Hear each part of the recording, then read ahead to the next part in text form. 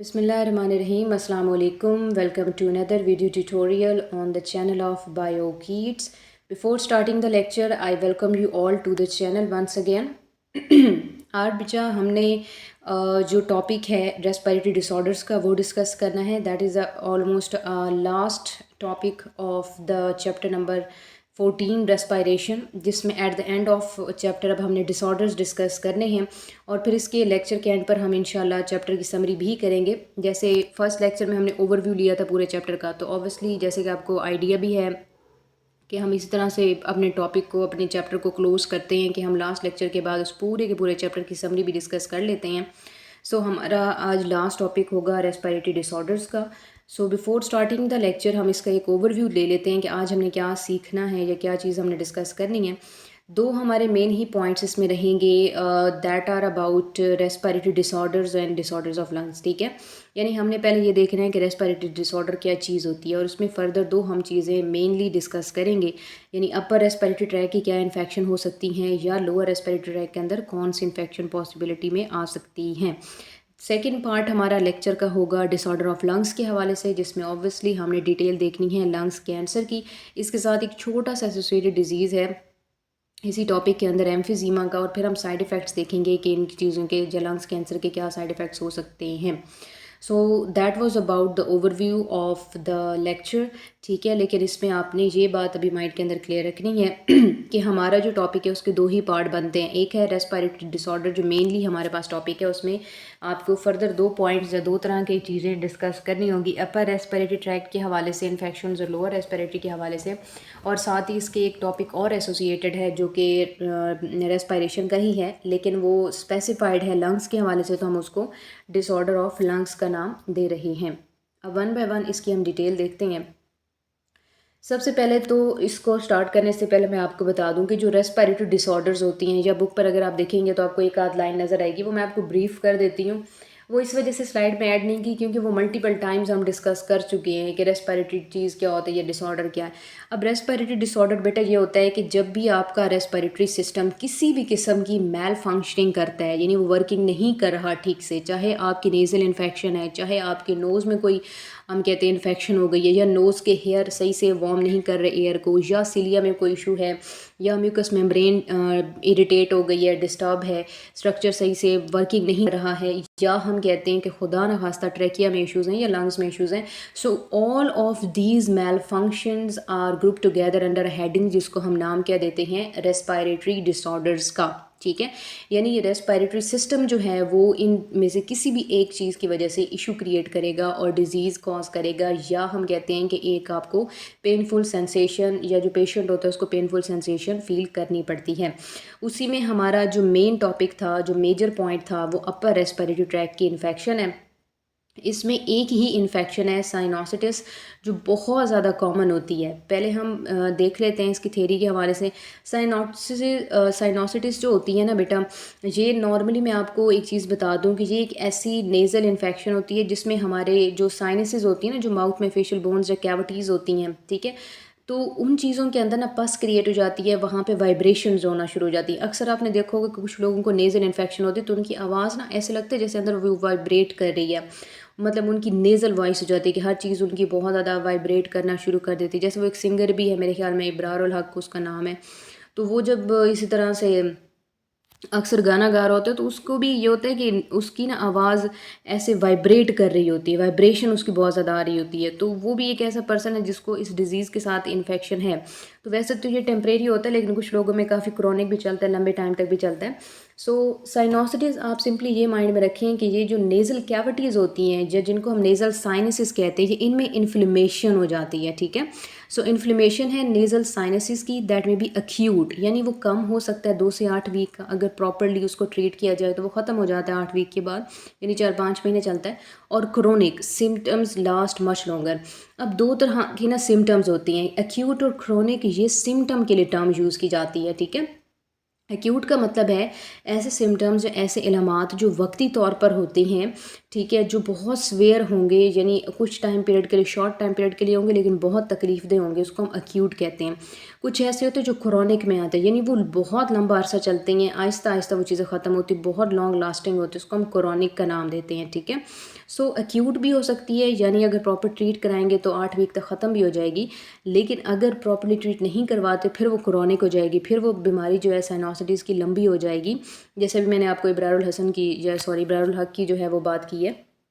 अच्छा, फिर उसके बाद हम आ जाते हैं मेन अपने साइनसिस के ऊपर, कि जो साइनसिस होते हैं these are basically hole in the skull between the facial bones, कि हमारी जो फेशियल बोन्स होती हैं ना इनके दरमियान होल मौजूद होते हैं, तो हमारा फेस जो है वो मूवमेंट कर सकता है, या हमारे जॉज मूव कर सकते हैं, हम बात कर सकते हैं, खाना वगैरह खा सकते हैं, इन्हीं साइनसिस या कैविटीज़ की वजह से। अब साइनोसिटिस क्या है? उन्हीं कैविटी के अंदर इन्फ्लेमेशन का हो जाना और उन्हीं कैविटी के अंदर पस का या पेनफुल सेंसेशन का क्रिएट हो जाना साइनोसिटिस होता है। आई होप कि आपको ये टर्म क्लियर हो गई होगी। अब इसमें कॉजेज़ हम देख लेते हैं कि ये जनरली कोल्ड की वजह से होता है, या वेट क्लाइमेट की वजह से होता है, एयर पोल्यूशन की वजह से होगा, स्मोक डस्ट की वजह से होगा, ओवर क्राउडिंग भी हो जाती है, डेंटल इन्फेक्शन हो सकती है, कोई वायरल इन्फेक्शन हो सकती है, तो ये कॉजेज़ बन सकते हैं साइनोसिटिस के। अब इतने सारे रीज़न क्यों हो सकते हैं? देखिए, वो एक कैविटी है, साइनस जिसको हम कह रहे हैं, जो बहुत ही सेंसिटिव, बहुत ही इंपॉर्टेंट चीज़ है, जो हमारी फेशियल बोन्स के अंदर मौजूद है, जो कि हमारे नेज़ल सिस्टम के साथ एसोसिएटेड है।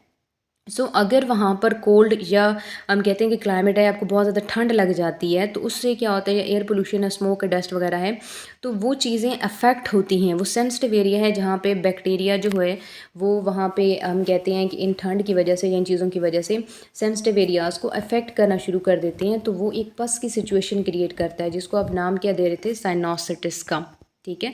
सिम्टम्स इसमें फ़ीवर आ सकता है, ठीक है, बुखार हो सकता है, नेज़ल ऑब्स्ट्रक्शन यानी नाक बिल्कुल बंद हो सकता है कि आप सही से इनहेल नहीं कर पाएंगे, आपको पेन होगी, रेस्पी वॉइस यानी आपकी आवाज़ जो है ना, आवाज़ बाकायदा भारी भी होती है और आवाज़ ऐसे लगता है जैसे वाइब्रेट कर रही है गले के अंदर ही, मतलब आपको अच्छी खासी पेनफुल सेंसेशन फ़ील होती है बोलते हुए, सांस लेते हुए, यानी आपको बाकायदा ऐसे महसूस होता है कि वो जो पेशेंट है जब वो सांस ले रहा होता है या बात कर रहा होता है, तो उसको फील होता है उसकी फेशियल बोन्स के अंदर पेन हो रही है, या फेशियल बोन के अंदर कोई चीज़ ना हिल रही है। क्यों ऐसा होता है? क्योंकि वो जो साइनस है, जो कैविटी है, वो पस से फिल पड़ी होती है, तो उसमें से जब हवा एक तरह से क्रॉस करती है, एक हेल्दी पेशेंट को तो वो फील, एक हेल्दी बंदे को तो वो फील नहीं होता ऑब्वियसली, क्योंकि वो तो नॉर्मल पर्सन है, लेकिन पेशेंट जो कि साइनोसिटिस से अफेक्ट होता है, जाहिर सी बात है उसको वाइब्रेशन फील होती है अपनी उन साइनसेस के अंदर। पस लाइक नेज़ल डिस्चार्ज हो सकता है, यानी नेज़ल डिस्चार्ज नॉर्मली पस की तरह का हो सकता है, बलगम वगैरह हो सकती है, ठीक है, या जैसे ग्रीनिश डिस्चार्ज होता है, येलोइश डिस्चार्ज होता है, वो हो सकता है, जो बहुत पेनफुल सेंसेशन होती है, या इसमें loss of sense of smell हो सकती है। ऑब्वियसली जो साइनसेस हैं, जो एसोसिएटेड नेज़ल कैविटीज़ हैं, वो इन्फेक्ट हुई पड़ी हैं, वो डिस्टर्ब हुई पड़ी हैं, तो हाउ इज़ इट पॉसिबल कि नाक जो है वो सही तरह से काम करेगा? ऑब्वियसली उसकी भी सेंस ऑफ स्मेल डिस्टर्ब होगी। फेशियल पेन और headache that is sometimes aggravated by bending over, यानी फेशियल पेन्स और हेडेक इस वजह से भी होता है कि ना, बेंडिंग ओवर के क्या मतलब है कि आप अगर सर के बल थोड़ा सा सर पीछे की तरफ करते हैं, या कोई एक्सरसाइज वगैरह ऐसी करते हैं जिसमें आप हेडेक मतलब हेड रीजन जो है उसको आप पीछे की तरफ मोड़ते हैं, यानी गर्दन थोड़ा सा पीछे की तरफ करते हैं, तो होता क्या है कि जब आप गर्दन बिल्कुल पीछे की तरफ कर रहे होते हैं, तो बेंडिंग ओवर उसी को हम कह रहे होते हैं, कि उस वक्त हड्डियों में ज़्यादा दर्द होता है, हेडेक होना शुरू हो जाता है, नेज़ल पेन होना शुरू हो जाती है, क्योंकि अंदर की जो सेंसिटिव स्ट्रक्चर है वो ऑलरेडी इन्फेक्शन है, इन्फेक्शन से गुजर रही हैं, इन्फेक्टेड है। सो दैट्स वाई क्या होता है कि आपको ये पेनफुल सेंसेशन जो हैं वो फील करनी पड़ती हैं, सॉरी, पेशेंट को। ट्रीटमेंट की हम बात कर रहे थे कि अगर ये बैक्टीरियल इन्फेक्शन है, ठीक है, क्योंकि इसके बहुत सारे रीज़न हमने पढ़े ना, कि पोल्यूशन की वजह से हो सकता है, डस्ट है जी, कोल्ड है, bacterial infection and all that. अगर तो ये बैक्टीरियल इन्फेक्शन है, जो कि मेजॉरिटी केसेस में बैक्टीरियल इन्फेक्शन भी होती है, तो उसमें क्या होता है कि एंटीबायोटिक्स और सल्फा ड्रग्स यूज़ की जाती हैं। बहुत बहुत इंपॉर्टेंट बात है यहाँ पे कि नेज़ल इन्फेक्शन के लिए हम एंटीबायोटिक्स या हम सल्फा ड्रग्स क्यों इस्तेमाल करते हैं। बड़ी कॉमन सी चीज़ है, आप देखते हैं नॉर्मल कोल्ड एंड कफ भी होता है, तो हम भी एक दूसरे को कह रहे होते हैं कि आप जो है एंटीबायोटिक ले लें, आप फ़लानी चीज़ ले लें। क्यों? क्योंकि antibiotic, anti means against, biotic mean life, antibiotic वो ऐसे केमिकल्स हैं जो कुछ स्पेसिफिक बेनिफिशियल बैक्टीरिया जो हैं वो आपको प्रोवाइड करते हैं, ताकि आप डिजीज़ बैक्टीरिया से जान छुड़ा सकें। यानी एंटीबायोटिक एक ऐसा आप कहते हैं कि यूज़फुल केमिकल है जो बेनिफिशियल बैक्टीरिया आपको प्रोवाइड करता है, ताकि आप उसको यूटिलाइज़ करें और जो एक हार्मफुल बैक्टीरिया की वजह से आपको डिजीज़ हुआ है तो वो ख़त्म हो जाए। ठीक है। और सल्फ़र ड्रग्स क्यों इस्तेमाल करते हैं, दोनों चाहे एंटीबायोटिक है चाहे सल्फ़र ड्रग्स हैं, तो ये बेसिकली वो जो बैक्टीरिया है जिसने इन्फेक्शन क्रिएट की है उस बैक्टीरिया को प्रोटीन फॉर्मेशन नहीं करने देगा, उसको प्यूरिन्स पायरिडमिडीन्स नहीं बनाने देगा, उसको डीएनए आरएनए नहीं बनाने देगा, जिससे क्या होगा कि बैक्टीरिया फर्दर ग्रो नहीं कर सकेगा, तो बैक्टीरिया की ग्रोथ सीज हो जाएगी। यानी ये जो है बायोस्टैटिक के तौर पे काम करेंगे। माइक्रोबीस्टैटिक जो मेडिसिन होती हैं ना, माइक्रोबीस्टैटिक के तौर पे काम करेंगी कि ग्रोथ वहीं स्टॉप कर जाएगी, स्टंटेड हो जाएगी और फिर अल्टीमेटली ज़ाहिर सी बात है कि वो ऑर्गेनिज्म की डेथ कॉज करेगी। ये अगर आपको याद हो तो चैप्टर 6 जो बैक्टीरिया का था फर्स्ट ईयर में, वहाँ पे मैंने आपको माइक्रोबीस्टैटिक और माइक्रोबीसाइडल का बताया था। तो यही माइक्रोबीस्टैटिक होती हैं, वहाँ भी हमने एंटीबायोटिक्स की बात की थी और यहाँ आपको एक नया पॉइंट मिल गया सल्फ़र ड्रग्स का। तो आपने यही याद रखना है कि ये इस वजह से इफेक्टिव होती हैं नेज़ल इन्फेक्शन में, क्योंकि अगर बैक्टीरिया ने इफेक्ट किया है तो आप एंटीबायोटिक या सल्फ़र ड्रग्स लेते हैं जो बायो या माइक्रोबीस्टैटिक के तौर पे काम करती हैं। उनकी जो प्यूरिन पायरिमिडीन बेसिस हैं, ये जो न्यूक्लिक एसिड्स वो नहीं बनने देते, जिससे बैक्टीरिया की ग्रोथ स्टॉप हो जाती है और अल्टीमेटली वो ख़त्म हो जाता है। तो आहिस्ता आहिस्ता इन्फेक्शन भी खगी। फिर हम कहते हैं कि इसके अलावा जो अगर किसी को तो बहुत ज़्यादा मसला है कि वो बेचारा इनहेल भी नहीं कर सकता, सांस भी नहीं ले पा रहा, उसको सांस का मसला आ रहा है, तो फिर डॉक्टर्स नेबुलाइजेशन को बहुत ज़्यादा प्रमोट करते हैं। अब नेबुलाइजेशन क्या चीज़ है, थोड़ा सा मैं आपको एक एग्जांपल देती हूँ।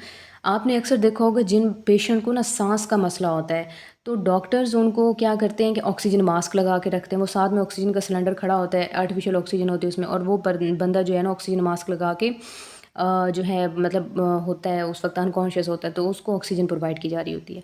अच्छा, जो नेबुलाइजेशन है ना, ये बेसिकली एक ऐसा छोटा सा डिवाइस होता है, एक बॉक्स की तरह का एक छोटा सा डिवाइस है जिसके साथ सेम वही ऑक्सीजन मास्क लगा होता है। तो नेबुलाइजेशन मशीन उसको हम कहते हैं।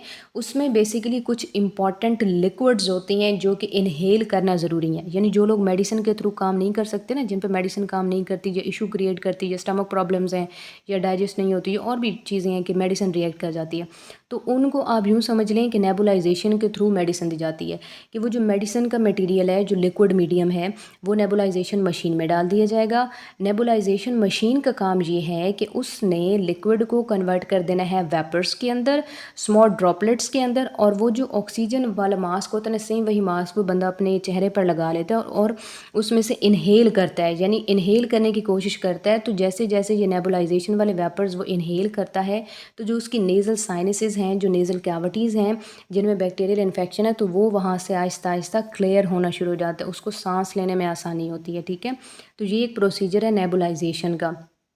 थोड़ा इसको आप गूगल करके देख लेंगे इसकी मशीन को, तो आपको समझ आ जाएगा। छोटी सी मशीन होती है, उसके साथ एक वायर लगी होती है, और वायर के एंड पर छोटा सा पाइप लगा होता है, और पाइप के एंड पर जो है एक वो ऑक्सीजन मास्क होता है। मास्क चेहरे पर लगाया जाता है, मशीन में लिक्विड डाला जाता है, उसको ऑन किया जाता है, वो वेपर्स में कन्वर्ट कर देती है, और वो पेशेंट इनहेल करता है, तो आहिस्ता आहिस्ता उसका ट्रीटमेंट किया जाता है। ठीक है, so that is useful for reducing the inflammation in sinuses and nose and to accident recovery. यानी फिर वो बाकायदा अब उसी चीज़ के ऊपर डायरेक्टली एंटीबायोटिक्स या सल्फर ड्रग्स अप्लाई कर रहे होते हैं ताकि नेज़ल साइनसेस को वहाँ से क्लियर किया जा सके। होप सो कि आपको क्लियर हो गया होगा। काफ़ी इंपॉर्टेंट शॉर्ट क्वेश्चन है साइनोसिटिस के हवाले से कि कॉजेज़ क्या हैं, सिम्टम्स और ट्रीटमेंट क्या होता है। Important short question. नेक्स्ट हमारे पास जो सेकंड पार्ट बनता है वो है लोअर रेस्पिरेटरी ट्रैक की इन्फेक्शन। अब लोअर रेस्पिरेटरी ट्रैक में बहुत कॉमन है ट्यूबरक्लोसिस। ठीक है, हमने बैक्टीरिया वाले चैप्टर में भी पढ़ा था ट्यूबरक्लोसिस, जहाँ हमने माइकोबैक्टीरियम ट्यूबरक्लोसिस का जिक्र किया था। अगेन हम लंग्स में पढ़ रहे हैं कि ट्यूबरक्लोसिस एक highly contagious chronic bacterial infection होती है लंग्स के अंदर। हाईली कॉन्टेजियस का मतलब ये कॉन्टेजियस होती है जो एक बंदे से दूसरे बंदे की तरफ फैल सकती है, जो क्रोनिक मतलब जो ना मोहलिक होती है, जिसको हम कहते हैं कि इससे अगर कोई ट्यूबरक्लोसिस वाला बंदा मतलब उसको खांसी आ रही है, वो कफिंग कर रहा है, वो स्नीजिंग कर रहा है, ठीक है, उसको छींक आ रही है, जो खांसी आ रही है, और नियर बाय कोई एक हेल्दी पर्सन बैठा है, तो उस हेल्दी पर्सन को भी वो बैक्टीरियल इन्फेक्शन हो सकती है। तो उसको हम कहते हैं कॉन्टेजियस, यानी कि मोहलिक। ठीक है, क्रोनिक बैक्टीरियल इन्फेक्शन यानी ये बहुत लॉन्ग लास्टिंग होती है, इसमें बहुत टाइम लगता है रिकवरी में। ठीक है, तो इस वजह से ये क्रोनिक होती है। When people have pulmonary tuberculosis alveoli burst and replaced by inelastic connective tissues, यानी एल्वियोलाई इतनी डैमेज हो जाती है इसमें कि एल्वियोलाई बर्स्ट कर जाती है, वो फट जाती है, और उसकी जगह इनइलास्टिक कनेक्टिव टिश्यू आके उसको रिपेयर तो कर देते हैं, लेकिन ऑब्वियस सी बात है वो दोबारा ओरिजिनल की तरह की वर्किंग तो नहीं कर सकती। तो इसमें ये होता है कि जो सेल्स होती हैं ना, the cells of lungs tissues built a protective capsule around the bacilli and isolate them from rest of the body. This tiny capsule is called tubercle. यानी जो अब बैक्टीरिया को आप देखिए वो क्या कर रहा है कि वो लंग्स के जो टिश्यूज़ हैं उनके सेल्स में मौजूद है। अब लंग्स टिश्यू के सेल के अंदर वो मौजूद है, तो वो अपने सराउंडिंग में एक प्रोटेक्टिव कैप्सूल बनवा रहा है जो उसको बाकी बॉडी से सेपरेट कर देगा, जो बाकी बॉडी से उसको प्रोटेक्ट करेगा। और उस टाइनी कैप्सूल जिसमें वो बैक्टीरिया मौजूद है उसको हम ट्यूबरकल का नाम देते हैं।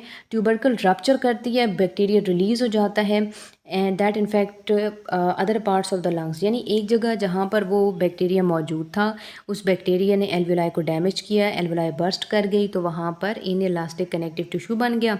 बैक्टीरिया ने खुद क्या किया है कि अपने सराउंडिंग में एक कैप्सूल बना लिया है जिसको हम ट्यूबरकल कह रहे हैं। ये ट्यूबरकल जब थोड़ा सा ब्लड की वजह से माइग्रेट करके उसी लंग्स के दूसरे हिस्से में जाएगी, वहाँ पे फट जाएगी, वहाँ पे बर्स्ट कर जाएगी, रप्चर कर जाएगी, तो बैक्टीरिया वहाँ पे निकल के अगेन उसी लंग्स के दूसरे हिस्से में भी इन्फेक्शन क्रिएट कर देगा, जिसको आप नाम दे रहे होते हैं टीबी या ट्यूबरक्लोसिस। अच्छा, एक और चीज़ मैं आपको बता दूं, इसको हम पल्मोनरी ट्यूबरक्लोसिस की क्यों कहते हैं, एटोलॉजी यानी नेमिंग रीज़न क्या है।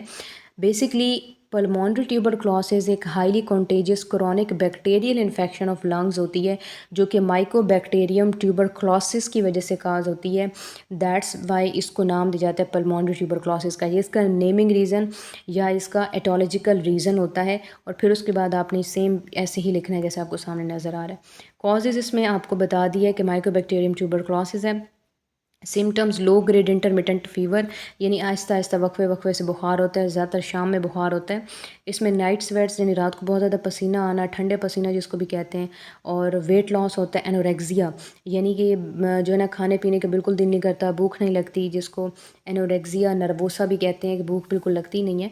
और डिप्रेशन होना शुरू हो जाती है। और हम कहते हैं कि वीकनेस और ड्राई कफ होती है यानी खुश्क खांसी आती है विद स्पूटम। यानी स्पूटम होता है कि जो कि ना माउथ से एक लिक्विड मटेरियल डिस्चार्ज होता है जिसको हम बलगम भी कहते हैं, ठीक है, कि ड्राई कफ के साथ बलगम की बहुत ज़्यादा एक तो खांसी आती है, चेस्ट में पेन होती है, dull ache in the chest due to inflammation pleural lungs. यानी कि लंग्स क्योंकि अफेक्ट हो रहे हैं ना, प्लूरल मेम्ब्रेन इफेक्ट हुई है, तो लंग्स में एक तरह से ना एक तकलीफ़ भी होती है।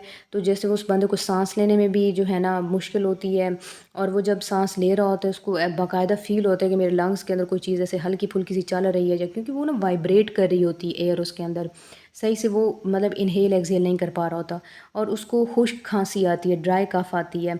और खुश्क खांसी के बाद जब उसमें वो स्प्यूटम वाले इश्यूज़ आना शुरू होते हैं तो उस पर्सन को बिल्कुल कहीं से भी चैन नहीं आ पा रहा होता। मतलब ये बहुत एक पेनफुल सेंसेशन है। बज़ाहिर तो आप सोच रहे होंगे कि खांसी ही तो है, लेकिन ऐसा नहीं होता। अगर आपने कभी ऐसे पेशेंट्स देखे हो या कभी यूट्यूब पे कोई ऐसी वीडियो छोटी सी देख ली हो ना ट्यूबरक्लोसिस के हवाले से, तो फिर आपको क्लियर हो जाता है कि जो सिम्टम्स जहाँ पे लिखे हुए हैं वो बाकायदा उस पर्सन में नज़र आ रहे होते हैं। तो उससे ही पता चल जाता है कि इस बंदे को टीबी है। ट्रीटमेंट इसका 9 मंथ्स का है कि अगर रेगुलरली मेडिसिन वगैरह लेंगे तो 9 मंथ्स का ट्रीटमेंट है। बहुत लंबा पीरियड है, इसे तो उन्होंने कहा था स्टार्टिंग में कि ये क्रॉनिक डिजीज़ होता है, लॉन्ग लास्टिंग है। और इस ट्रीटमेंट का नाम होता है daily observed treatment short course. यानी डेली बेसिस पे थोड़ी थोड़ी मेडिसिन लेके उसको मतलब पेशेंट को दी जाती है, पेशेंट लेता है, उसमें चेंजेस आती हैं। और फिर अल्टीमेटली क्या होता है कि आहिस्ता आहिस्ता डॉक्टर ऑब्जर्व करता है कि अगर इसमें इंप्रूवमेंट आ रही है तो फिर इसी मेडिसिन को कंटिन्यू करेंगे, अगर इंप्रूवमेंट नहीं आ रही तो वो मेडिसिन चेंज कर लेते हैं। तो डेली बेसिस पे ये जो ऑब्जर्वेशन होती है मेडिसिन की, इसी को हम नाम देते हैं daily observed treatment short course. ये बिल्कुल डॉक्टर के अंडर कंसिडरेशन रहना पड़ता है, यानी हॉस्पिटलाइज होना पड़ता है या डॉक्टर से डेली बेसिस पे चेकअप कराना ज़रूरी होता है। और इसमें हम कहते हैं कि पेशेंट को सुपरविजन में रखना ज़रूरी है, मेडिसिन की इनटेक करना ज़रूरी है, कंप्लीट कोर्स करना ज़रूरी होता है। तो 9 मंथ्स का कंप्लीट कोर्स है, डेली बेसिस पे मेडिसिन लेना, चेकअप कराना, ये सारी चीज़ें ज़रूरी होती हैं। और सबसे इंपॉर्टेंट बात, जिस बंदे को ट्यूबरक्लोसिस या टीबी होती है उसके खाने पीने की चीज़ें, उसके टॉवल वगैरह हो गए, कपड़े वगैरह हो गए, हर चीज़ सेपरेट की जाती है ताकि उसकी ये जो बैक्टीरियल इन्फेक्शन है, क्योंकि ये कॉन्टेजियस है, ये चीज़ों से फैल सकती है, ठीक है, यूज्ड मटेरियल से फैल सकती है, तो उस बंदे को बिल्कुल ही आइसोलेशन में कर दिया जाता है ताकि उससे ये बैक्टीरियल इन्फेक्शन किसी और को ना लगे। जैसे कोविड में आपने सुना था ना कि जिसको कोरोना जो इसको क्वारंटाइन कर देते हैं, कि बिल्कुल अलग ही कर देते हैं, तो यहाँ पे भी ट्यूबरक्लोसिस में भी सेम सीन होता है कि उस बंदे को अलग करते हैं। और रीज़न यही है कि वो एक पेशेंट से दूसरे पेशेंट में फैल सकता है, तभी उन्होंने एक टर्म यूज़ किया कॉन्टेजियस, ठीक है। ये इसका ट्रीटमेंट था। इंपॉर्टेंट क्वेश्चन में आता है। फिर उसके बाद हमारे पास आते हैं जी हमारा लेक्चर का दूसरा पार्ट, लंग्स के डिसऑर्डर्स। दो ही डिसऑर्डर्स हैं, एक है एम्फीजीमा और एक है लंग्स कैंसर। दोनों को वन बाय वन देख लेते हैं। जो लंग्स कैंसर है उसकी डेफिनेशन क्या है? Cancer is a malignant tumour which may develop due to uncontrolled cell division. कि कैंसर जो होता है ना, ये कैसा malignant ट्यूमर होता है जो कि अनकंट्रोल्ड सेल डिवीजन से स्टार्ट होता है। अच्छा बेटा, एक चीज़ मैंने वैसे आपको बताई भी है, अगेन मैं बता देती हूँ कि ट्यूमर जो होते हैं ना, ये दो तरह के होते हैं, ठीक है। ट्यूमर जो हैं ये हम मेनली कहते हैं कि दो तरह के ट्यूमर होते हैं। एक को हम नाम दे रहे होते हैं बेनाइन का, BEN, बेनाइन, ठीक है। अब ये जो बेनाइन ट्यूमर होते हैं ये क्या होती हैं? स्मॉल होते हैं। सबसे इम्पॉर्टेंट बात कि ये स्मॉल ट्यूमर होता है। दूसरी बात क्या है? ये लोकलाइज्ड होता है, ये लोकलाइज्ड होता है। और तीसरी बात है कि ये हार्मलेस होता है। सबसे इम्पॉर्टेंट बात कि ये हार्मलेस होता है। तो इसको हम नाम देते हैं बेनाइन का। दो तरह के ट्यूमर होते हैं कैंसर में। एक प्राइमरी स्टेज का होता है जिसको हम नाम क्या दे रहे हैं? बेनाइन। बेनाइन कब होगा? जब वो स्मॉल साइज़ का होगा, लोकलाइज होगा, यानी जहाँ पे बना है पूरी ज़िंदगी उधर ही रहेगा, और हार्मलेस होगा, कोई नुकसान नहीं पहुँचाएगा, उसको आप बेनाइन कहते हैं। तो फिर वो इतना जो है ना, हम कहते हैं प्रॉब्लमेटिक नहीं होता। अगर वो पर्सन अफोर्ड कर सकता है तो वो सर्जिकली उसको रिमूव करवा देता है, ठीक है। अगर नहीं कर सकता तो ऑब्वियसली उसको मेडिसिन लेनी पड़ेगी। तो ये बेनाइन होता है। दूसरा जो हमारे पास ट्यूमर है ना, उसको हम नाम देते हैं मेलिग्नेंट ट्यूमर का। मेलिग्नेंट जो होता है ना, पहली ही बात है कि ये नॉन लोकलाइज्ड होता है। नॉन लोकलाइज्ड का मतलब ये है कि ये पहले एक जगह पे बनेगा। फॉर एग्जांपल लंग्स कैंसर की हम बात कर रहे हैं कि ये लंग्स के एक एरिया में बनेगा। लेट्स से कि ये लंग्स का एक स्ट्रक्चर है और यहाँ पे एक जो है ना मेलिग्नेंट ट्यूमर बना, यहाँ पे बना, मैच्योर हुआ, बड़ा हो गया, मल्टीपल हो गया, वहाँ से ट्रैवल करके लंग्स के दूसरे हिस्से में आ गए, यहाँ पे भी सेम इन्फेक्शन क्रिएट कर दिया और अब यहाँ पर जो है ना साइज़ में ज़्यादा बड़ा है। तो ये क्या था? Primary malignant tumour. अब ये क्या है? Secondary malignant tumour. यानी मेलिग्नेंट की डेफिनेशन ये है कि ऐसा ट्यूमर जो कि अपनी जगह पर बनता है, मैच्योर होता है, तो वहाँ से ट्रैवल करके किसी और पार्ट में, उसी टिश्यू के भी किसी और पार्ट में जा सकता है, या उस टिश्यू ऑर्गन से किसी और रीजन इन्फेक्शन क्रिएट कर सकता है। यानी ये ट्रैवल कर सकता है, ये नॉन लोकलाइज्ड होता है, तो इसको हम मेलिग्नेंट कहते हैं।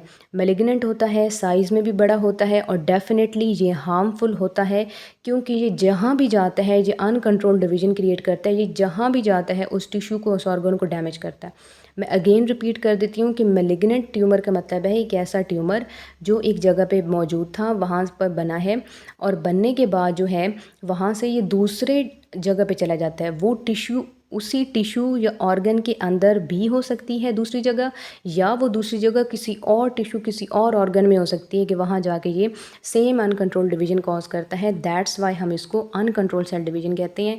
दैट्स वाई ये बहुत ही ज़्यादा हार्मफुल होता है, और यूजुअली कैंसर में हमारी मुराद मेलिग्नेंट ट्यूमर की ही होती है, क्योंकि यही सबसे कॉमन होता है और इसी का ट्रीटमेंट होता है। अच्छा, इसके कॉजेज़ क्या है? स्मोकिंग इसका मेन कॉज है। कि अगर आप स्मोकिंग की बात करते हैं तो स्मोकिंग जो होता है ये मेन कॉज है कैंसर का। रीज़न क्या है? कि जो टोबैको की चीज़ें होती हैं ना, जब हम कहते हैं कि जो टोबैको स्मोक होती है उसमें बहुत सारे कार्सिनोजेंस होते हैं।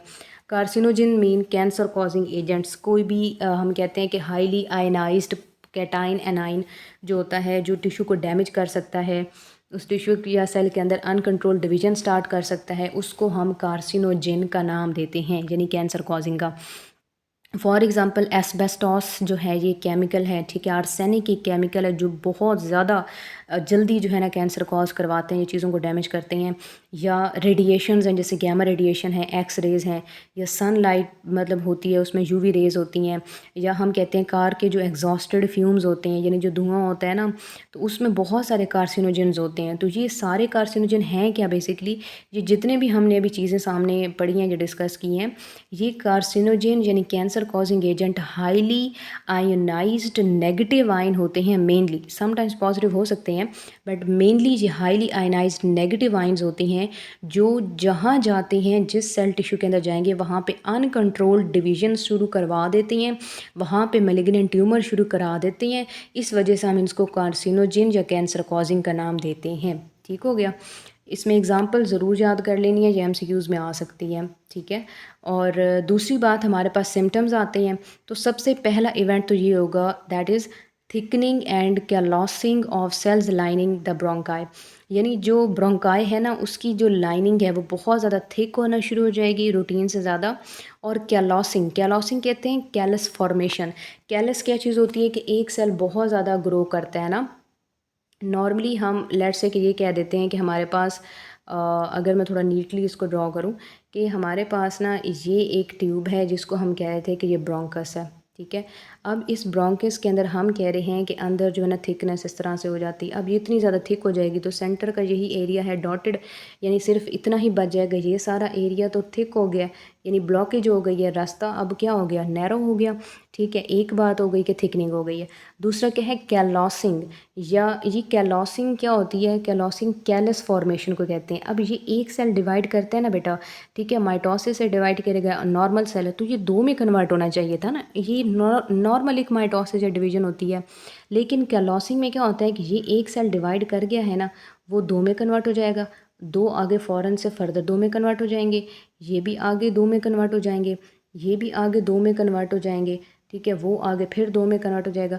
यानी ज़रूरत हमें सिर्फ यहाँ तक थी, ये नीड थी उस टिश्यू की, लेकिन ये सारे का सारा एक्स्ट्रा मटेरियल है जो वहाँ पे बिला वजह हो रहा है, उसकी ज़रूरत ही नहीं है, उसकी रिक्वायरमेंट ही नहीं है। इस चीज़ को हम नाम देते हैं कैलस का, ओवर ग्रोथ का, अनवांटेड ओवर ग्रोथ का, कि हमें तो सिर्फ ये डिवीज़न चाहिए थी कि एक सेल डिवाइड करे दो बन जाए, हमें रिक्वायरमेंट थी, नीड थी सिर्फ इस चीज़ की, ये हमारी रिक्वायरमेंट थी। लेकिन ये सारे का सारा प्रोसीजर हुआ है, that is not the requirement, ये रिक्वायरमेंट बिल्कुल भी नहीं है।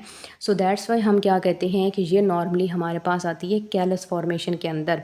ये एक चीज़ है जो कि यहाँ पे मेंशन है, ठीक है। नॉर्मली मैं आपको बता देती हूँ कि ये एक तरह की जो डिवीज़न है इसको हमने नाम क्या दिया था, नॉर्मल ग्रोथ का। कैलस में इस तरह के बिल्कुल अनकंट्रोल्ड सेल इस तरह से एक दूसरे के ऊपर बनना ही शुरू हो जाते हैं, बनते जाते हैं, बनते जाते हैं, इस तरह के गुच्छा बन जाता है सेल्स का, एक ग्रुप बन जाता है, असम्बलीज बन जाती है, उसको हम कैलस कह रहे होते हैं, ठीक है। तो ब्रोंकाई क्या है, थिक हो जाएंगी तो ज़ाहिर सी बात है रास्ता और ज़्यादा नैरो हो जाएगा उनके दरमियान का, और इसके अलावा कैलस फॉर्मेशन हो जाएगी, अनवांटेड सेल बन जाएंगे। उसके बाद होगा क्या, अब जाहिर सी बात है कि सिलिया लॉस हो जाएंगे, सिलिया शेड ऑफ हो जाएंगे, क्योंकि उसके ऊपर इतनी ज़्यादा म्यूकस की मेम्ब्रेन्स आ जाएंगी, वो हम सादा अल्फाज में कहते हैं कि बलगम जमना शुरू हो जाएगी, ठीक है। सो ये इम्पॉसिबल है, अगर सिलिए नहीं होंगे तो जाहिर सी बात है कि जो डस्ट होगी, जो हम कहते हैं कि डर्ट पार्टिकल्स हैं, वो तो फिल्टर ही नहीं हो सकेंगे, तो वो एक तरह से जो एयर है ना वो अपनी जेनुअल सिचुएशन में ही आगे चली जाएगी, वो क्लियर नहीं होगी, वो फिल्टर नहीं होगी, उसमें से डस्ट रिमूव नहीं होगी, डर्ट रिमूव नहीं होगी, ठीक है। थर्ड पॉइंट इसमें क्या होगा, tumour may grow until the bronchus is blocked and cutting off the air to the that of lungs. यानी एक तो अभी हमने कहा ना कि ये जो है ब्रोंकस की सिचुएशन है कि ऐसे हो जाएगा तो ये सारा एरिया तो फिल हो जाएगा, तो दरमियान में ये पैसेज नैरो हो जाएगा। तो वो कह रहे हैं कि अगर ये सिचुएशन प्रोलॉन्ग्ड हुई तो ये सारे का सारा जो ब्रोंकस है ना ये फिल अप हो जाएगा, और इसमें से हवा गुजरने की जगह ही नहीं होगी, और ब्रोंकस जो है वो ब्लॉक्ड हो सकता है। तो इस सिचुएशन को हम नाम क्या दे रहे थे कि ये चीज़ होती है ट्यूबरक्लोसिस की लास्ट स्टेज में। अब ट्रीटमेंट हमारे पास आता है, the only treatment, sorry lungs cancer में the only treatment that offers possibility to cure is to remove a lobe or lungs completely before secondary division starts. अब इसमें यही होता है कि वाहिद पॉसिबिलिटी ये है कि जिस लोब के अंदर लंग्स की, जैसे हमने लोब्स पढ़ी कि राइट में 3 लोब्स होती हैं, लेफ़्ट में 2 लोब्स होती हैं, सो या तो उस लोब में अगर इन्फेक्शन है थोड़ी है अभी तो उसको रिमूव कर लें वहाँ से, मतलब उस टिश्यू को थोड़ा सा कट करके वहाँ से रिमूव कर लें और उसकी जगह हेल्दी टिश्यू लगा दें, या पूरे का पूरा लंग्स आप उठा के उसको रिप्लेस कर दें, लंग्स का ट्रांसप्लांट कर दें, तब जाके पॉसिबिलिटी है कि ये जो चीज़ है ना कि ये ख़त्म हो सकती है। अदरवाइज़ तो ज़ाहिर सी बात है वो कैंसर है, मैलिग्नेंट है, वो तो फैलता ही फैलता चला जाएगा, तो सारे के सारे लंग्स को ही ख़राब कर देगा। सो ये चीज़ बहुत ज़रूरी होती है कि टाइमली इस चीज़ को मेंटेन किया जाए। अब ये जो ऑपरेशन है लंग्स की लोब रिमूव करना है या पूरा लंग्स ही रिप्लेस करना है, इसको नाम दिया जाता है न्यूमोनेक्टॉमी का। न्यूमो जो वर्ड है ये लंग्स के लिए यूज़ करते हैं न्यूमैटिक से, ठीक है। न्यूमैटिक जो है टर्म हम यूज़ ही लंग्स के लिए करते हैं, जैसे नमोनिया हो गया वो भी लंग्स के लिए हम यूज़ कर रहे होते हैं। सो न्यूमैटिक से टर्म है न्यूमो, और नेक्टॉमी, नेक्टॉमी जो है ना एक मतलब एक टिश्यू निकाल के आप एक साफ़ सुथरा नया हेल्दी टिश्यू डाल रहे हैं या ऑर्गन डाल रहे हैं, तो न्यू नेक्टॉमी इस ऑपरेशन का नाम है जो ऊपर उन्होंने बताया। Treatment can also include chemotherapy, radiotherapy. हाँ, उसमें कीमोथेरेपी रेडियोथेरेपी भी कर सकते हैं, बिल्कुल अर्लीस्ट स्टेज है तो फिर कीमोथेरेपी रेडियोथेरेपी कर सकते हैं, और खुदा ना खास्ता बिल्कुल लास्ट स्टेज जिसमें ब्रोंकस ब्लॉक्ड हो गया तो जाहिर सी बात है क्या कर सकते हैं, न्यूमोनेक्टोमी ही करेंगे। तो यहाँ पर आपका जो है लंग्स कैंसर वाला पार्ट होता है जी क्लियर। फिर उसके बाद एक छोटा सा हमारे पास एक आप कह सकते हैं कि एक एक्स्ट्रा पॉइंट है, दैट इज़ एम्फीज़ीमा। अच्छा, एक चीज़ बेटा मैं पढ़ाने से पहले आपको क्लियर कर दूं कि एम्फीज़ीमा का जो टॉपिक है ना, ये इस वजह से मैंने ये छोटा सा पार्ट एक पॉइंट ऐड किया है। ऑल्दो अगर आप अपनी पीडीएफ की ये हार्ड बुक देखेंगे ना, तो बुक के ऊपर एम्फीज़ीमा नहीं है, सिर्फ एक ही लाइन है कि एम्फीज़ीमा और लंग्स कैंसर जो है वो लंग्स के डिसऑर्डर में आते हैं। लेकिन हम यहाँ पर इसलिए पढ़ रहे हैं कि ये बहुत बहुत ज़्यादा इंपॉर्टेंट शॉर्ट क्वेश्चन है, जो कि इस चैप्टर में से मोस्टली हर साल ही रिपीट हो रहा होता है। सो दैट्स वाई मैंने ये ऐड किया, क्योंकि पीछे इसका जिक्र हो भी चुका है कि एम्फीज़ीमा होता है, ठीक है, एमसीक्यूज़ में भी आता है। सो बेटर है कि हम इसको साथ प्रिपेयर नहीं करें। छोटा सा ही है, सामने बस एक ही स्लाइड बनती है इसकी। सो आपने ये लाजमी प्रिपेयर करना है, क्योंकि ये बहुत इंपॉर्टेंट है, आपके इसी टॉपिक के साथ कनेक्टेड है, उसका इंपॉर्टेंट पॉइंट है। ऑल दो कि बुक के अंदर मटेरियल नहीं है, कोई बात नहीं, आपको प्रोवाइड कर रहे हैं, समझा रहे हैं, तो आप यहाँ से प्रिपेयर कर लें, स्क्रीनशॉट ले लें, ठीक है। एम्फीज़ीमा पे आते हैं, तो it is a breakdown of alveoli, ठीक है। ये किसका ब्रेक डाउन है? एल्वियोलाई का ब्रेक डाउन होता है। अब ये एल्वियोलाई का ब्रेकडाउन है, ये एक ऐसी रेस्पिरेटरी डिजीज़ है जो कि मेनली और ज़्यादातर स्मोकर्स के अंदर ही होती है। अब होता क्या है इसमें, एम्फीज़ीमा में हम कहते हैं the substances present in the smoke of tobacco weaken the walls of alveoli, यानी वो एल्वियोलाई की जो वॉल है उसको वीक कर देते हैं। So irritant substances of smoke generally cause smokers cough and coughing burst some of the weakened alveoli. अच्छा, नॉर्मल जो खांसी होती है ना, उसमें फ़र्क होता है, और स्मोकर्स कफ यानी जिसको जो स्मोकर खांस रहा होता है ना, जो मतलब सिगरेट पीने वाला बंदा खांस रहा होता है, उसकी खांसी में एक अलग एक डिफरेंस होता है। मतलब एक नॉर्मल बंदा अगर कफिंग करेगा, खांसेगा, तो उसमें सिचुएशन थोड़ी डिफरेंट है, उसमें आपको पता चल जाता है कि सिर्फ वक्ती तौर पर इन्फेक्शन है। लेकिन जो स्मोकर्स होते हैं ना, वो उनको एक तो ड्राई कफ आती है, और उनको इतनी प्रोलॉन्ग, इतनी लंबी देर तक 5-6 मिनट तक तो वो अच्छा खासा बेचारा बंदा जो है उसको खांसी आती रहती है, चेहरा उसका रेड हो जाता है, या अगर आप उसकी गर्दन वाली जगह देखते हैं ना, तो रगें उसकी बिल्कुल तन जाती हैं, कस जाती हैं, क्योंकि उसमें अंदर उसका स्ट्रक्चर इतना डैमेज हुआ पड़ा होता है, रेस्पिरेटरी सिस्टम। तो वही आपको बता रहे हैं कि इरिटेंट सब्सटेंसेस नॉर्मली जो स्मोक के अंदर होती हैं, वो स्मोकर्स कफ कॉज करती हैं, जिस वजह से, और इस कफिंग की वजह से इतने ज़ोर से जब वो खांस रहे होती हैं, उनकी एल्वियोलाई बहुत वीक हो जाती हैं। एज अ रिज़ल्ट कि अगर ये कंसिस्टेंटली या कॉन्स्टेंटली होता रहता है, so coughing the absorbing surface of lungs is greatly reduce, जिससे जो एब्जॉर्प्शन सरफेस है, ठीक है, जो एल्वियोलाई का सरफेस है, वो बहुत ज़्यादा क्वांटिटी के अंदर हम कहते हैं कि कम हो जाता है। So the person suffering from emphysema can not oxygenate the blood properly and least exertion make is breathless और एग्जॉस्टेड। अब सिचुएशन क्या है? सिचुएशन सिर्फ इतनी सी है, हमने पढ़ा हुआ है इस चीज़ को प्रीवियस लेक्चर्स में, कि जो लंग्स होते हैं वहाँ पर मौजूद जो एल्वियोलाई है, that is the site of gaseous exchange. हमने कहा कि एल्वियोलाई का स्ट्रक्चर बहुत ज़्यादा डाइवर्सिफाइड और बहुत ज़्यादा ब्रांच्ड स्ट्रक्चर होता है, जो मैंने आपको मिसाल दी थी कि जैसे अंगूर का एक गुच्छा होता है, तो वो इतना ब्रांच स्ट्रक्चर है कि ताकि वहाँ पर सर्फेस एरिया बढ़ सके, वहाँ पर गैसियस एक्सचेंज ज़्यादा से ज़्यादा हो सके। अब होता क्या है कि एम्फीज़ीमा में इतनी ज़्यादा कफिंग और इतनी ज़्यादा इरिटेशन की वजह से ना, वो एल्वियोलाई का जो स्ट्रक्चर है वो डैमेज हो चुका होता है, वो बर्स्ट हो चुका होता है, तो उस वजह से वो पर्सन सही तरह से ऑक्सीजनेशन नहीं करा सक रहा होता, क्योंकि ऑक्सीजनेशन होनी थी उसी एल्वियोलाई के सराउंडिंग में, जो खुद डैमेज हुई पड़ी है, तो जाहिर सी बात है वो काम कहाँ से करेगी। तो वो पर्सन जो है ना ब्रेथलेस हो जाता है, उसको एग्जॉशन हो जाती है। तो ये चीज़ थी एम्फीज़ीमा के अंदर। आई होप कि आपको क्लियर हो गया होगा। मैं अगेन छोटा सा आपको एक इसको समराइज़ कर देती हूँ। एम्फीज़ीमा एक ऐसा डिज़ीज़ है जो कि एल्वियोलाई की ब्रेकडाउन से होता है। नॉर्मली जो स्मोकिंग के अंदर जो टोबैको है ना, वो एल्वियोलाई को वीक कर देता है। तो इस इरिटेंट टोबैको की जो सब्सटेंसेस फर्दर इसमें मिक्स होते हैं, केमिकल्स, उनकी वजह से स्मोकर्स कफ हो जाती है, जिसका मतलब है कि इतनी ज़्यादा वो कफिंग करता है पर्सन, इतने प्रेशर और इतने फोर्स के साथ करता है कि एल्वियोलाई वीकन हो जाती है। समटाइम्स क्या होता है कि वो बर्स्ट भी कर सकती है, ब्रेकडाउन भी कर सकती है, जिसकी वजह से हम इसको एम्फीज़ीमा कह रहे हैं। और इसमें नॉर्मली होता ये है कि अगर ये बार बार होती रहेगी, प्रोलॉन्ग्ड होती रहेगी, तो लंग्स का जो सरफेस एरिया है, ज़ाहिर सी बात है वो रिड्यूस हो जाएगा, क्योंकि एल्वियोलाई जो है वो डैमेज होकर रिड्यूस हो रही है। सो पर्सन सफरिंग फ्रॉम एम्फीज़ीमा वो और सही से ऑक्सीजनेशन नहीं करा सकता, ब्रेथलेस हो जाता है, एग्जॉस्टेड हो जाता है। ठीक है, that was about emphysema. Last point, effect of smoking. अब हमारे स्मोकिंग के ऊपर क्या मतलब क्यों रीज़न होता है, ये स्मोकिंग क्यों ये दोनों चीज़ें कॉज करते हैं, लंग्स कैंसर और एम्फीज़ीमा। तो यहाँ पर स्मोकिंग के इफ़ेक्ट्स पढ़ना ज़रूरी थे, क्योंकि ज़ाहिर सी बात है हमने पीछे लंग्स कैंसर की बात की है, तो उसी के साथ ही ये आते हैं। डिसऑर्डर ऑफ लंग्स के अंदर ही दोनों चीज़ें आते हैं, एम्फीज़ीमा और लंग्स, और लंग्स कैंसर और स्पेशली इफ़ेक्ट्स ऑफ स्मोकिंग। सो पहला हमारे पास पॉइंट यहाँ पे बनता है कि सिगरेट स्मोकिंग जो है ना 87% लंग कैंसर का कॉज है। सामने आप देखें तो एक ब्लैक किस्म के लंग्स आपको नज़र आ रहे हैं, दूसरे ज़रा हेल्दी लंग्स है पिंकिश वाइटिश से, तो वो क्लियर आपको नज़र आ रहा है कि लंग्स इतने ज़्यादा ख़राब हो जाते हैं। लंग्स कैंसर जो है ना ये स्मोकिंग की वजह से कहीं भी हो सकता है, माउथ में हो सकता है, लेरिंग्स में, इसोफेगस में, जहाँ पे ज़्यादा इन्फेक्शन होगी, जो एरिया ज़्यादा सेंसिटिव होगा उस पर्सन का, उसमें ज़्यादा इन्फेक्शन हो जाएगी, जल्दी हो जाएगी। सिगरेट में बहुत सारी ऐसी चीज़ें होती हैं जो कि लंग्स के डिजीज़ कॉज कर सकते हैं, जैसे क्रॉनिक ब्रोंकाइटिस यानी ब्रोंकाइटिस के अंदर, ब्रोंकाई के अंदर जो प्रोलॉन्ग इन्फेक्शन होती है, कम से कम 9 महीने, 1 साल, 2 साल, 3 साल तक वो चीज़ें चलती हैं, उसको हम क्रॉनिक में ले जाते हैं क्योंकि वो लॉन्ग लास्टिंग होती हैं। और एम्फीज़ीमा हो सकता है जो भी हमने पढ़ा।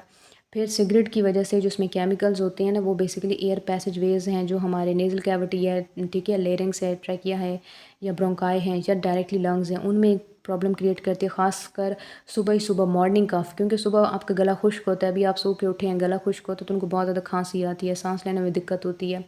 तो स्मोकर्स जो होते हैं ज़्यादातर इनको नमूनिया भी हो जाता है क्योंकि उनके डैमेज्ड सिलिया होते हैं जो प्रोटेक्ट नहीं करते लंग्स को, ना ही वो किसी किस्म की प्रोटेक्शन प्रोवाइड कर रहे हैं वायरस से, बैक्टीरिया से।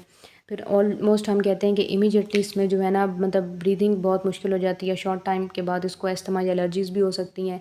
अस्थमा भी यही एलर्जी होती है ब्रीदिंग किसी भी चीज़ से। कुछ लोगों को मतलब सांस लेने में मसला होता है जिसको नॉर्मल अल्फाज में अस्थमा को दमा कहा जाता है। एलर्जीज़ फिर ऐसे लोगों को डिफरेंट टाइप की हो सकती हैं, किसी को हम कहते हैं कि पोलन की एलर्जी होती है, किसी को ख़ास किस्म के इरिटेंट या परफ्यूम की या किसी भी चीज़ की एलर्जी हो सकती है। ये डिपेंड करता है उस पेशेंट के ऊपर या उसकी जो मेडिकल हिस्ट्री है उसके ऊपर, ठीक है। That was about today's lecture. आज का टॉपिक शॉर्ट के लिए इंपॉर्टेंट है, क्वेश्चन आपको गिवन है। अच्छा, सबसे इंपॉर्टेंट बात, describe the structure and function of voice box in humans. ये क्वेश्चन बेटा आपका जो तकरीबन बनता है ऑलमोस्ट जो आई गेस पहला लेक्चर था जहाँ पे हमने लेरिंग्स के हवाले से, सॉरी दूसरा जो लेक्चर है ना लोअर रेस्पिरेटरी ट्रैक्ट, जहाँ पे हमने लेरिंग्स का पढ़ा था और वॉइस बॉक्स का पढ़ा था कि लेरिंग्स हमारा वॉइस बॉक्स होता है जिसमें वोकल कॉर्ड्स हैं, वोकलाइजेशन कराता है एंड ऑल दैट। तो ये ना क्वेश्चन वहाँ से आता है, तो क्योंकि जहाँ पे मेंशन था इस टॉपिक के साथ, दैट्स मैंने भी मेंशन कर दिया कि आपको याद हो। तो describe the structure and function of voice box in humans, वो आपसे लेरिंग्स के हवाले से पूछ रहा है, तो वहाँ से लोअर रेस्पिरेटरी ट्रैक्ट में से आपने उठा के डाटा तो इसमें ऐड करना है। व्हाट इज़ साइनोसिटिस सिम्टम्स हो गया। Aetiology symptom treatment of TB अभी हमने डिस्कस की। एटोलॉजी मैंने आपको बताई है कि ट्यूबरक्लोसिस को पल्मोनरी ट्यूबरक्लोसिस इस वजह से कहते हैं, एक तो लंग्स में होती है तो पल्मोनरी का वर्ड यूज़ करते हैं, और बैक्टीरिया माइकोबैक्टीरियम ट्यूबरक्लोसिस उसके नाम की वजह से इसको हम ऐसा कहते हैं, ठीक है। फिर उसके बाद उन्होंने कहा है कि स्मोकिंग के क्या इफ़ेक्ट होते हैं, फिर उन्होंने कहा कि नमूनिया के क्या इफ़ेक्ट होते हैं, फिर एम्फीज़ीमा के क्या इफ़ेक्ट होते हैं। तो ये क्वेश्चन वही है जो पीछे मैं आपको डिस्क्राइब कर चुकी हूँ। That was about the today's lecture. अच्छा, अब मैं ओवरऑल आपको एक समरी बता देती हूँ हमारे चैप्टर की। बेटा ये चैप्टर रेस्पिरेशन के हवाले से था। पहले हमने देखा रेस्पिरेशन होती क्या है, कितनी टाइप्स हैं, ऑर्गेनिज्म में क्या है, ठीक है, सेलुलर रेस्पिरेशन है। फिर हमने रेस्पिरेटरी सरफेस देखा, उसकी प्रॉपर्टीज़ देखी। फिर अपर रेस्पिरेटरी ट्रैक्ट में देखा कि अपर हिस्से में क्या चीज़ें आती हैं, नोज़ है, ठीक है, फेरिंग्स है। फिर लोअर में हमने देखा कि उसमें लेरिंग्स आता है, ट्रैकिया, ब्रोंकाई, एल्वियोलाई वगैरह सारी चीज़ें आती हैं, लंग्स आते हैं। फिर हमने डिटेल में देखा कि ब्रीथिंग मैकेनिज़्म क्या होता है, रेस्पिरेटरी वॉल्यूम्स क्या हैं, ब्रीथिंग कंट्रोल कैसे होती है। फिर हमने देखा कि जी ब्रीथिंग में जो गैसेस हैं वो कौन कौन सी हैं, फिर उनकी ट्रांसपोर्ट कैसे होती है, फिर पिगमेंट कौन सी हैं। फिर एंड पर हम आ गए कि जी सारा प्रोसीजर हमने पढ़ लिया, सारा कुछ हमने पढ़ लिया, कि स्ट्रक्चर भी हमें पता चल गया, हमने उसके फंक्शंस भी देख लिए, फिर हमने पिगमेंट्स भी देख ली, उन्होंने किस तरह से ट्रांसपोर्ट कराई ऑक्सीजन कार्बन डाइऑक्साइड, वो भी देख लिया। और हमने फिर ये चीज़ भी देख ली एट द एंड कि अगर वो चीज़ें सही काम नहीं करती उसके क्या रीज़न है, वो रेस्पिरेटरी डिसऑर्डर्स आते हैं जो हमने अभी ये डिस्कस किए हैं। बहुत इंपॉर्टेंट शॉर्ट क्वेश्चंस हैं, सो आपने ज़रूर प्रिपेयर करने हैं। That was about the chapter 14 respiration. और वीडियो को लाइक, चैनल को सब्सक्राइब कर लीजिएगा। अगर किसी किस्म का कोई क्वेश्चन हो तो ज़रूर कमेंट सेक्शन में मुझसे पूछ लीजिए, या वीडियो को थोड़ा सा रिवाइंड करके, थोड़ा सा प्लेबैक करके वहाँ से अगेन सुन लीजिएगा। और मिलते हैं नेक्स्ट लेक्चर के अंदर। Wish you all the very best and very good luck.